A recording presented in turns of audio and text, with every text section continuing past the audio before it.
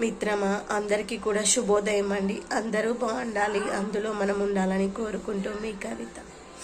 ఈరోజైతే శనివారం అనమాట. శనివారం రోజైతే పూజ ఈ విధంగా కంప్లీట్ చేసుకున్నాను. హారతి ఇచ్చాను. మన చెట్టుకు వచ్చినటువంటి పూలతో పూజించుకున్నాను. మన చెట్టుకు వచ్చినటువంటి అంజీర పండునైతే నివేదన చేసుకున్నాను.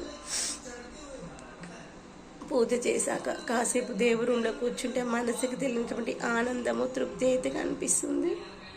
మనకు మనసుకి ఏదైనా బాధ అనిపించినా కానీ కాసేపు అలా దేవుడి దగ్గర కూర్చొని మన మనసులోని బాధని దేవుడికి కాసేపు చెప్పుకున్నాం అనుకోండి,